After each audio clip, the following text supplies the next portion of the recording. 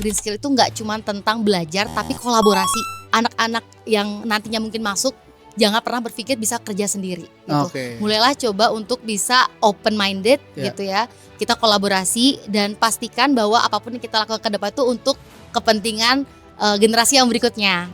Expert-expert ini adalah penerima beasiswa short course Australia Awards untuk Green Skills TVET. Jadi mereka ahli-ahli TVET yang luar biasa. Bagaimana sih penelitian dan pengajaran Mas terkait pertanian presisi atau urban farming itu bisa dikaitkan dengan green skills, Mas? Bagaimana pertanian-pertanian itu dibuat itu berkelanjutan, tidak hanya mengorbankan kita bisa panen sekali setahun ini berhasil, tapi tahun-tahun berikutnya turun, anjlok gitu misalnya. Jadi bagaimana sustainable itu kita bicara, kita bisa meraih demand lebih banyak, demand yang untuk permintaan beras itu kita bisa lampaui semua di tahun ini, tapi dengan catatan praktek-prakteknya tetap harus ada green skill-nya. Kalau bicara peternakan, green skill-nya ada di mana, kita acuannya SDG dulu tujuannya kemana ya. Jadi kita pengen orang-orang itu dapat makanan yang sehat, kemudian bebas dari residu pestisida segala macam kayak gitu, tapi di peternakan ya. Terkait dengan green skill tentu saja ini beragam ya. Kalau untuk kita melihat bagaimana kondisi masyarakatnya seperti apa, maka dari itu kita ada FGD yang bertahap, biasanya mulai dari lokal, tingkat desa, kemudian tingkat yang lebih tinggi lagi, hingga nantinya mereka bisa bertemu dengan para pembuat kebijakan. Apa sih inovasi di bidang energi terbarukan yang menurut Mas tuh punya peluang dikembangkan oleh orang-orang dan dipelajari di vokasi Indonesia? Peluang yang paling besar adalah bagaimana kita belajar tentang pembangkit listrik yang memang itu resource-nya dari lokal, misalnya tentang energi surya, energi mikrohidro maupun energi efisiensi. Karena energi efisiensi sebenarnya tidak ada biayanya, kita hanya merubah perilaku kita untuk kita hemat terhadap penggunaan energi.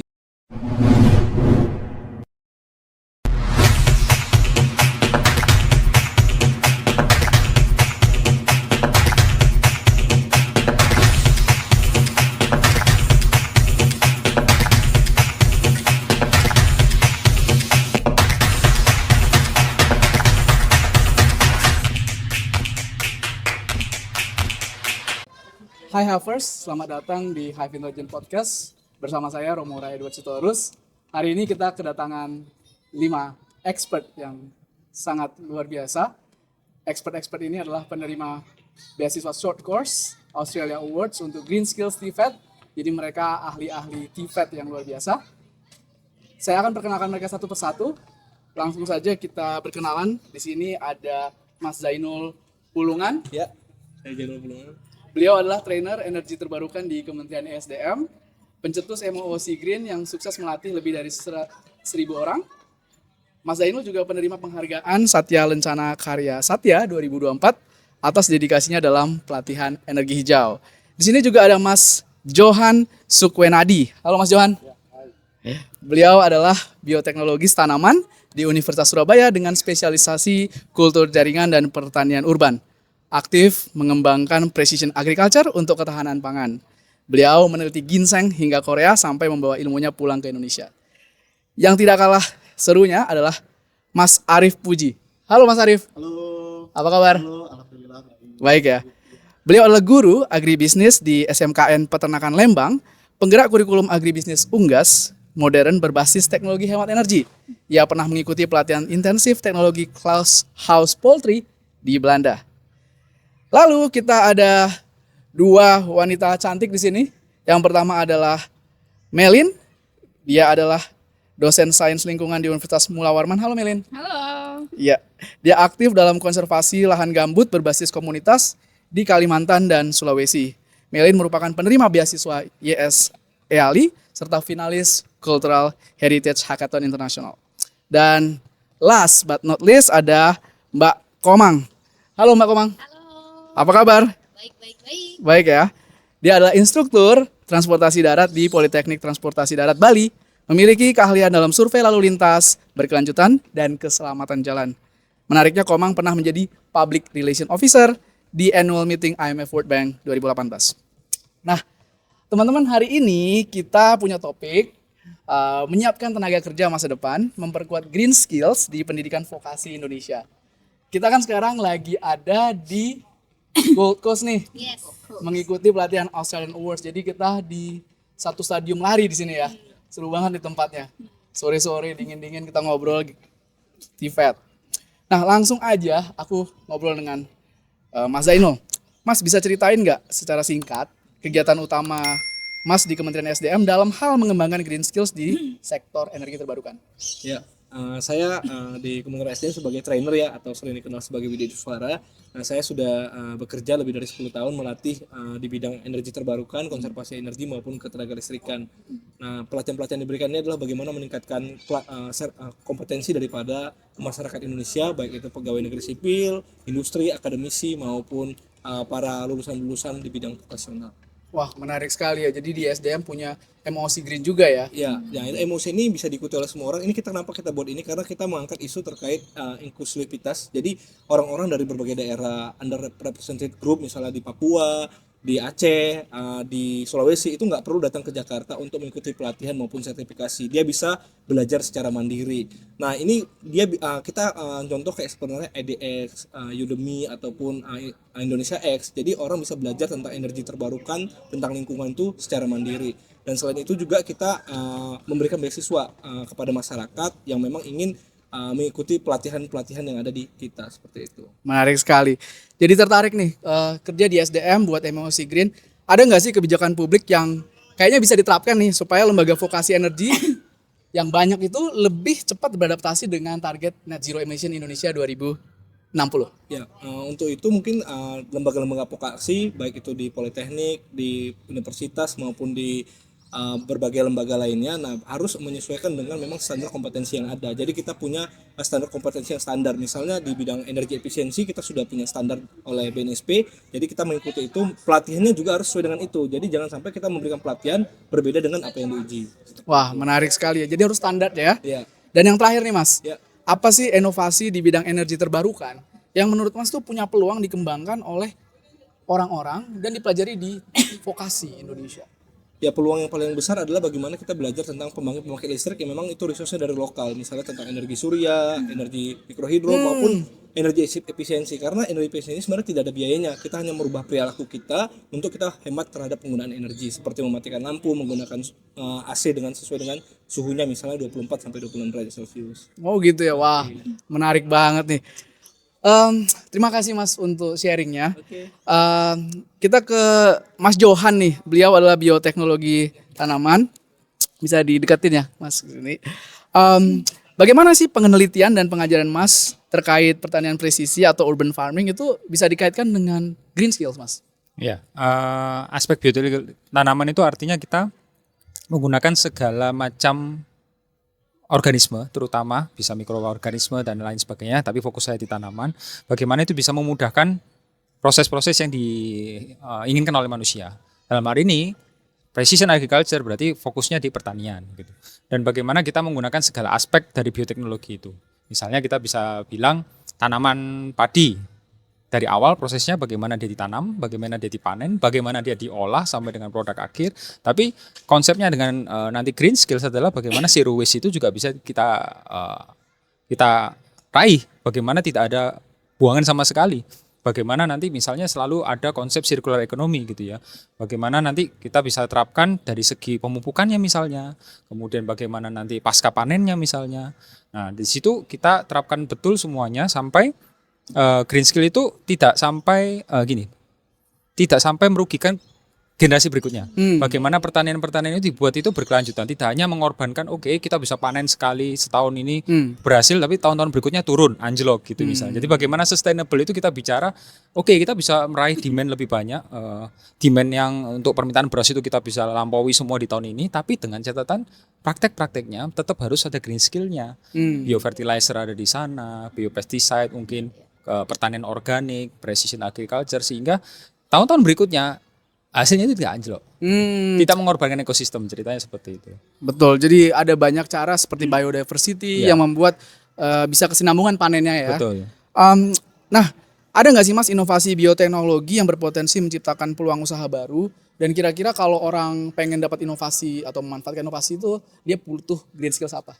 Oke, sebenarnya aspek bioteknologi itu sadar atau tidak sadar, masyarakat kita itu sudah mempraktekannya. Mungkin nggak tahu aja bahwa itu adalah konsep bioteknologi, karena selama praktek itu memanfaatkan makhluk hidup atau produk-produk turunannya, entah itu enzimnya, entah itu bagian dari makhluk hidup itu sendiri, sebenarnya itu adalah konsep bioteknologi.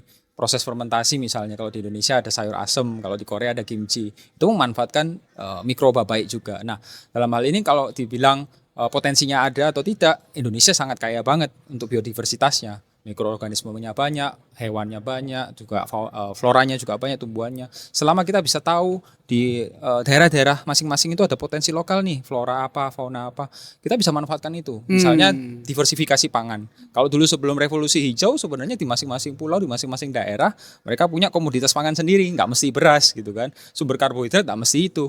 Sehingga itu bisa diolah sampai dengan produk jadi, sampai dengan produk pangan. Selama kita bisa manfaatkan itu, sebenarnya peluang inovasinya masih banyak banget. Gitu. Wah, menarik banget.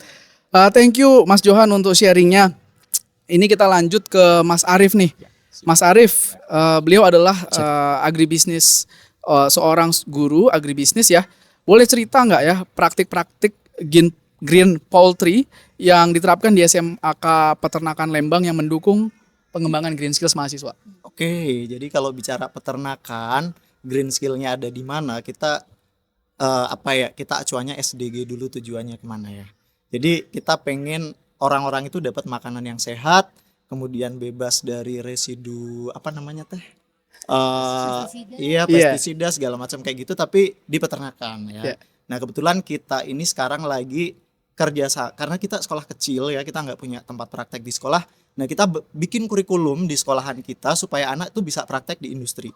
Nah untuk yang kaitannya dengan green skill, kita punya kerjasama dengan IPSS, Inti Prima Satwa Sejahtera di Sukabumi, atau mungkin teman-teman di sini pernah lihat produknya namanya Healthy Egg.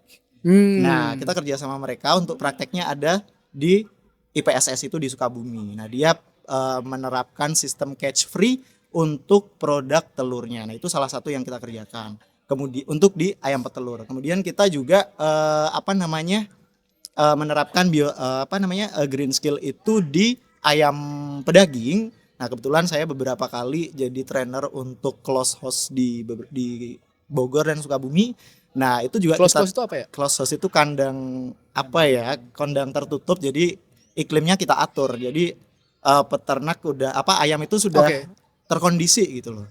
Nah dari situ itu kan juga menerapkan sistem menerapkan prinsip green skill ya, karena ya segala sesuatunya, iklimnya itu sudah disesuaikan supaya ayamnya dapat istilahnya animal welfare. Jadi produknya bisa menghasilkan ayam juga yang lebih sehat ya. Yes. Less stress. Thank you banget Mas. Terus yang terakhir nih, kalau kita lihat di industri peternakan ada inovasi-inovasi baru nggak sih yang mungkin harus kita pelajari supaya nanti bisa anak-anak muda bisa melengkapi dirinya dengan green skills dan bisa ride the teknologi. Ya, yang namanya teknologi itu kan berkembang terus ya. Jadi kalau di bidang peternakan, kalau kita istilahnya semakin kita jauh melangkah, pasti kita bakal nyadar kalau kita nggak tahu apa-apa kan gitu. Nah sama kalau kita berkaca negara Eropa, kalau negara Barat itu kan mereka emang jauh banget lebih maju daripada kita. Saya sempat kunjungan di salah satu perusahaan namanya Kipster di Belanda, itu dia ayam petelur itu sudah menerapkan zero emission. Ya, jadi dia prinsipnya close house untuk ayam petelur, tapi dia menggunakan solar panel. Dan sebenarnya itu salah satu cita-cita kami. Kita lagi approach perusahaan buat bikin hal yang sama juga buat di sekolah. Jadi tunggu aja nanti bisa apa enggak. Wah, menarik ya. Teman-teman yang pengen belajar tentang peternakan modern bisa nih lihat-lihat di SMK Lembang ya. Kalau yang mau belajar peternakan harus masuk SMK Peternakan Lembang ya. Kita punya kurikulum yang bisa diadu, lihat aja. Kalau mau belajar itu ke SMA Peternakan Lembang, Agriculture Precision ke Universitas Surabaya ya. Kemudian belajar tentang energi ke ESDM ya Mas ya. Siap. Benar, tambahan di SMK Peternakan Lembang ya. Murid kita nggak di sekitar bukan berasal dari Lembang aja. Kita punya murid dari Lampung, Bangka Belitung, Makassar, terus Jabodetabek, Semarang, dari luar daerah banyak yang datang ke kita. Mantap. Dari Korea ada Mas? Nggak ada sih. Belum, tapi nanti mungkin ada ya. Alhamdulillah. Belum ada gurunya yang bisa bahasa Korea. Aduh. Siap. Wah, seru banget nih Mas Arief untuk sharingnya. Izin kita lanjut nih ke Mbak Melin. Ya, Mbak Melin. Oke. Mbak Melin, boleh nggak diceritain secara singkat nih tentang proyek-proyek konservasi berbasis komunitas? Wah, apa ini ya? Yang saat ini sedang dikerjakan dan hubungannya dengan penguatan green skills masyarakat lokal. Mungkin di Mula Warman atau di daerah sekitarnya.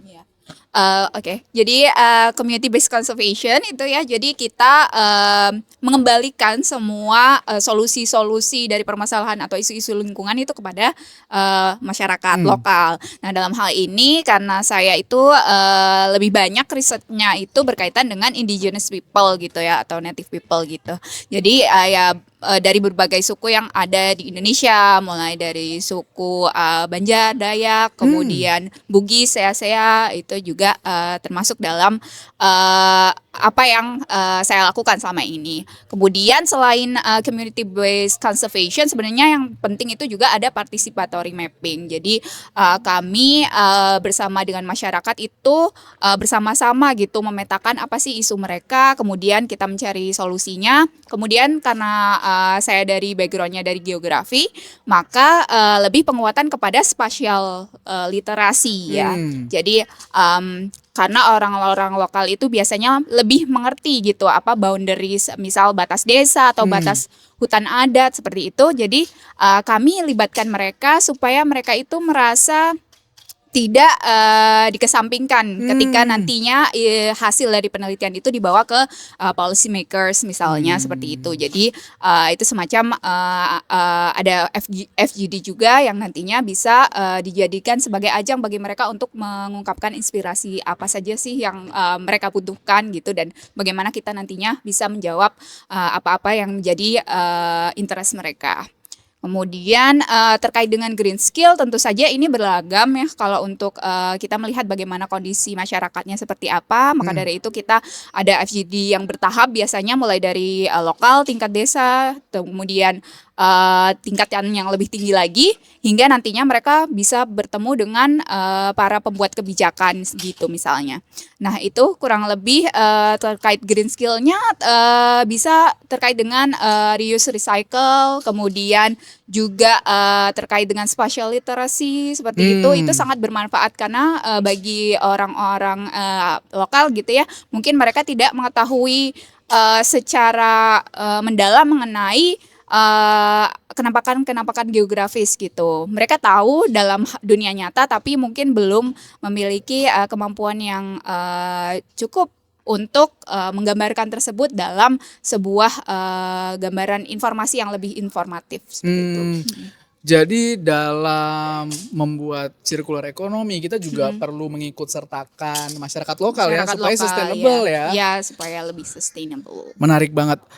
Kedepannya nih Mbak, ada nggak ide kreatif berbasis komunitas yang menurut Mbak perlu dikembangkan lebih luas lagi, dan mungkin skill-skills baru nih yang orang-orang di area pengembangan sumber daya dan juga bergerak di mungkin NGO yang dekat dengan komunitas itu perlu perkuat sehingga mereka bisa mendorong sustainable development goals lebih bagus lagi. Kira-kira skills apa nih yang dibutuhkan? Sebenarnya kalau yang selama ini sudah dilakukan itu banyak ya, mungkin tapi dalam skala-skala yang lokal, dan kami itu lebih banyak itu untuk collaborating sama networking. Jadi misal di daerah tertentu sudah ada nih, tapi kita coba di upscaling seperti itu. Jadi kita bekerja sama dan mencoba connecting antara satu komunitas dengan komunitas lainnya supaya mereka saling tahu, oh mereka sudah melakukan ini, apa yang kurang, kemudian bagaimana ke depannya supaya bisa lebih baik lagi inovasinya seperti itu.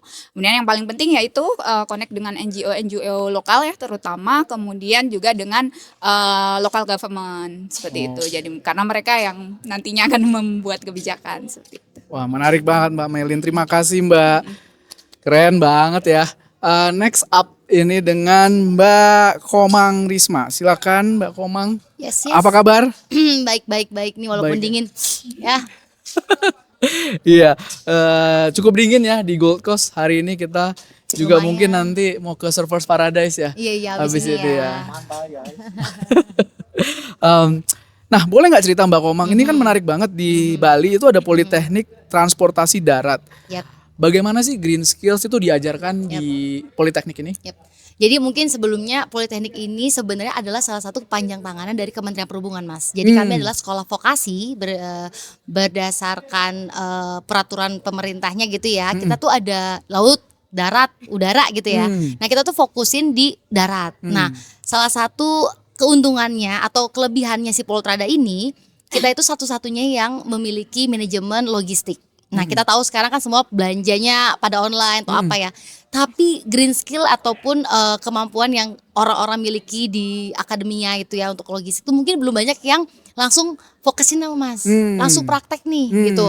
Entah itu dari tempat operatornya, si logistiknya, shippingnya atau apapun. Nah, di Poltrada Bali kita udah ada satu jurusan di manajemen logistik yang fokus tentang itu. Gak cuman itu, kita juga punya terkait dengan teknologi otomotif dan sekarang lagi ngembangin kerjasama sama bengkel-bengkel konversi. Wow. Nah, saya sih sebenarnya related banget sama ESDM. Iya. Karena kedepannya kan kita bakal mendukung energi terbarukan. Iya. Jadi kenapa konversi, Mas? Ini ada cerita lucu ya. Kita tuh kenapa sih selalu menambah jumlah kendaraan? Kalau dilihat dari data BPS kan dari tahun 2014 sampai sekarang 40% kita tuh selalu bertambah nih jumlah kendaraannya.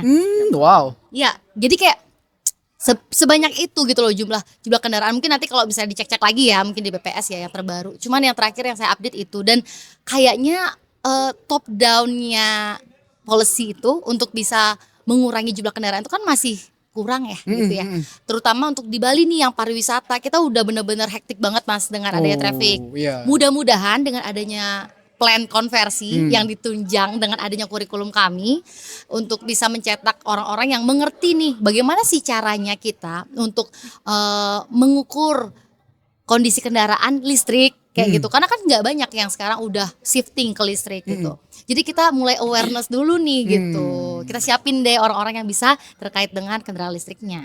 Wah, menarik banget ya.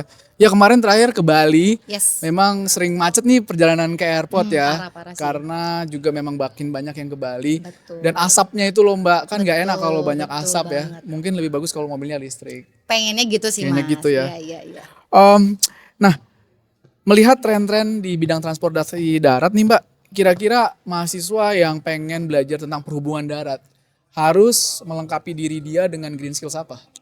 Kalau menurut aku ya Mas ya, yang selain mereka itu harus aware nih sama kegiatan ataupun perilakunya dia sendiri, mereka harus aware juga kalau green skill itu nggak cuma tentang belajar tapi kolaborasi gitu. Di transportasi kita nggak akan bisa bilang transportasi itu berdiri sendiri. Kita butuh banyak kementerian. Bahkan di Undang-Undang 22 aja Mas, ada 5 kementerian tuh yang menggunakan undang-undang yang sama. Wow. Polisi, Menristek Dikti, kemudian Perhubungan, kemudian ada LHK ya gitu, dan sampai PU gitu. Jadi anak-anak yang nantinya mungkin masuk jangan pernah berpikir bisa kerja sendiri gitu. Mulailah coba untuk bisa open minded gitu ya. Kita kolaborasi dan pastikan bahwa apapun yang kita lakukan ke depan itu untuk kepentingan generasi yang berikutnya gitu. Mungkin sekedar atau sesimpel pilih naik kendaraan umum atau mobil sendiri nih. Sekarang udah ada ya Transmetro Dewata, teman-teman di Bali kembali lagi dijalankan. Jadi banyak yang gengsi Mas gitu ya. Atau mungkin karena alasannya mereka nggak berkelanjutan nih gitu. Ya memang masih proses ya ke depannya. Kita butuh yang sustainable yang tadi dibilang. Cuman mindsetnya dulu deh gitu. Kita harus punya mindset green. Oke, menarik banget ya. Jadi keterampilan-keterampilan yang sifatnya soft skill seperti kerjasama antar lembaga itu juga sebenarnya part of green skills. Digital skills itu bukan berdiri sendiri tapi itu part of green skills. Exactly. Nah, teman-teman terima kasih banyak untuk sharingnya. Yang terakhir nih, pertanyaan terakhir mungkin secara cepat aja. Di Australia Awards ini kita banyak sekali belajar dari kemarin hari Senin ya, tanggal ini 3 Mei ya. 3 Mei kita sampai kita nanti belajar 18 Mei. Sekarang di tanggal 5. Nah, buat saya sendiri yang saya pelajari adalah bagaimana mendesain public policy. Harus start with the end of mind, kemudian juga harus start with facts untuk meyakinkan banyak orang, dan yang terakhir harus start with small steps dan create small wins gitu ya untuk maju. Kalau untuk teman-teman sendiri, boleh nggak share 1-2 hal aja yang teman-teman pikir wah ini bagus banget dipelajari saat short course di sini dan yang ingin teman bawa ke Indonesia nanti. Mungkin dari Mbak Melin dulu. Oke, boleh. Oke, jadi karena saya backgroundnya dari akademia, mungkin saya akan lebih ke arah ini ya, bagaimana university life itu terkait dengan green skills. Jadi kalau yang kami pelajari itu terkait dengan bagaimana adapt kurikulumnya itu terkait dengan green technologies. Seperti itu mungkin yang bisa saya bawa kembali nanti di tempat kerja. Kemudian juga terkait dengan skill-skills yang bisa langsung diterapkan oleh mahasiswa. Misalnya dengan waste management atau juga bisa dengan reuse recycle seperti itu. Wah, menarik banget ya. Silakan Mas Zainul, mungkin ada yang pelajari. Ya mungkin yang pelajari di sini tuh gimana Australia itu bisa membuat kompetensi-kompetensi untuk yang emerging teknologi yang memang Indonesia belum punya, kita bisa belajar dari sini, misalnya seperti kendaraan listrik atau teknologi-teknologi baterai dan lainnya. Kemudian kita bisa adaptasikan ke Indonesia untuk bisa kita kembangkan untuk menjadi standar kompetensi yang ada di Indonesia. Mungkin itu aja dari saya. Wah, keren banget. Silakan selanjutnya. Cek. Saya ya. Jadi saya berangkat ke sini itu punya apa namanya banyak PR, jujur ya. Saya bertanggung jawab di kurikulum di SMK Peternakan Lembang. Itu tahun ini adalah tahun pertama untuk saya bisa merubah kurikulum yang existing. Oke. Jujur nih, kurikulum Merdeka itu sampai ke sekolah itu kita bingung implementasinya mau gimana. Oke. Akhirnya kami berani untuk kita harus berubah, kita harus punya prinsip sendiri gitu loh. Nah dari situ saya mencoba meraba-raba sama teman-teman. Sebetulnya kita punya punya background, pernah punya course juga tentang kurikulum development, dan itu jadi dasar kami. Dan sampai sini itu baru 2 hari saya merasa ini benar-benar nih Tuhan ngejawab pertanyaan-pertanyaan itu, dan dapat tools yang banyak, dan pasti nanti bakal saya bawa pulang, saya share ke teman-teman. Ini loh kita harus begini, itu sih. Wah, termasuk green skill yang bisa kita terapkan di SMK Peternakan Lembang. Pokoknya kalian harus coba ya. Iya. Beasiswa ini ya. Harus nyoba beasiswa ini. Ya, gitu sih. Super excited, jujur. Thank you Mas Arif. Ya. Aku ya. Oke. Kalau aku sih pertama mindset aku udah kecuci nih guys. Jadi aku lebih green lagi. Jadi aku yang tadinya mungkin lebih berpikirnya cuan-cuan, jujur Li ya, karena aku BLU, jadi kayak harus dipaksakan, apalagi dengan adanya beban jadi kepala unit gitu ya. Jadi kayaknya gimana nih caranya, tapi kedepannya aku punya satu program yang oke nih Mas. Buat teman-teman yang nantinya mungkin concern terkait dengan bengkel listrik, aku mau adain pelatihan terkait dengan tenaga-tenaga bengkel listrik tadi, tersertifikasi. Nah, jadi sehingga kalau misalnya ditanyain lagi, di mana ya kita tuh bisa buat perbaikin atau mungkin servis kendaraannya tuh bisa ke bengkel kita gitu. Wow, mantap. Itu sih pengennya. Jadi mindset aku udah berubah sih, dan aku mulai dengan tahap kecil aja gitu ya. Aku udah mulai kemarin kerjasama dengan salah satu bengkel konversi, dan mudah-mudahan kedepannya itu bisa jalan. Amin. Start with small step ya. Betul. Ya. Start dengan mindset baru ya Mbak di sini ya. Oke, next Mas. Ya, nambahin ya dari pesan-pesan teman-teman juga, yang paling kurasain di sini itu kita ada di satu ekosistem atau komunitas yang punya awareness yang sudah cukup mumpuni tentang green skill di situ, dan tantangan kita itu bagaimana nanti kita menularkan awareness itu, passion itu ke komunitas atau circle di mana nanti kita bekerja atau melayani gitu kan. Dan itu tantangan betul, bagaimana nanti kita bikin kurikulum tetap relevan dengan green skill, bagaimana green skill itu benar-benar bisa diterapkan oleh learner atau mahasiswa atau siswa-siswa yang kita ajar gitu ya, termasuk nanti mungkin training of trainer, bagaimana kita menulari itu ke edukator lain. Itu challenge betul, dan kita puji Tuhan nanti mungkin kita akan banyak melihat di kondisi di lapangan ya, bagaimana sih vocational itu diterapkan di dunia industri, di stakeholder itu bagaimana mereka mengimplementasikan ini loh skill-skill yang dibutuhkan. Jadi mereka membuat job desk itu, kompetensi itu terlihat di mata kita. Nanti kita akan pasti punya pengalaman banyak sekali pada saat kunjungan ekskursi tadi. Thank you. Wah, thank you Mas. Seru banget ya informasi dan diskusi dari teman-teman kita di sini. Mereka adalah orang-orang yang terpilih untuk Australia Awards, dan mereka akan kembali untuk membawa ilmu ini. Sebelum kita tutup nih, seru nggak sih kalau kita bilang osi? Oh iya, Ya. ya. Aku yang bilang osi dulu ya. Osi. Oi. Bye. Sampai jumpa Hypers di pertemuan berikutnya. Bye bye.